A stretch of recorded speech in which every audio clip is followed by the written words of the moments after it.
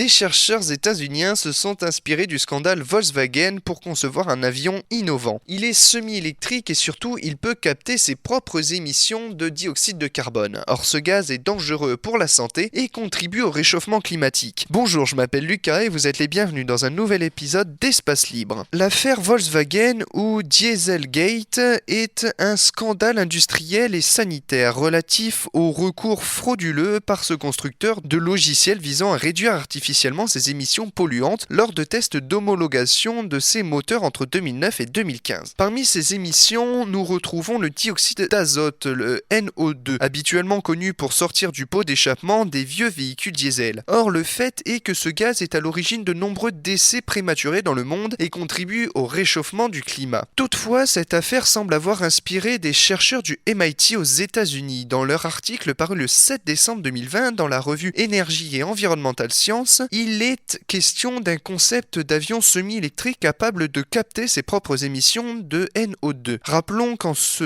qui concerne les avions, le NO2 provient des turbines à gaz dont la mission est de faire tourner les hélices. Les chercheurs du MIT ont conçu leur avion en partant d'un constat simple: installer un dispositif anti-pollution pompant les gaz d'échappement des turbines à gaz sous les ailes briderait grandement la poussée produite et donc les performances de l'appareil. Il est alors imaginé une solution: placer les turbines à gaz dans la soute de l'avion. Celle-ci alimente ainsi un générateur électrique entraînant le mouvement des hélices. Les gaz d'échappement provenant des turbines sont alors captés, filtrés et dégradés. Une fois le NO2 dégradé et l'air nettoyé, il peut être relâché dans l'atmosphère. Selon les scientifiques, l'avion pourrait par ce biais éliminer jusqu'à 95% des émissions de NO2. Il est également question de réduire de 92% les décès précoces en lien avec ces mêmes émissions. Ce système hybride est une première approche de l'électrification des avions dans la mesure où la puissance limitée des batteries ne permet pas le transport sur la longue distance. Ce serait beaucoup plus faisable que ce qui a été proposé pour les avions entièrement électriques, a déclaré l'ingénieur en aéronautique Stephen Barrett dans un communiqué relatant ses travaux. Malgré ces promesses, ce genre d'avion n'est pas parfait. En effet, le système dont il est question ici ajouterait quelques centaines de kilogrammes de charge supplémentaires. En revanche, ceci n'est qu'une goutte d'eau en comparaison aux centaines de tonnes de batteries indispensables pour faire voler un tel engin. En outre, ces effets positifs ne pourront pas à eux seuls régler les problèmes de réchauffement climatique. En effet, en outre le NO2, d'autres gaz à effet de serre y contribuent, notamment le dioxyde de carbone, le méthane ou encore l'azote. Je vous remercie et vous dis à la semaine prochaine pour un nouvel épisode d'Espace Libre.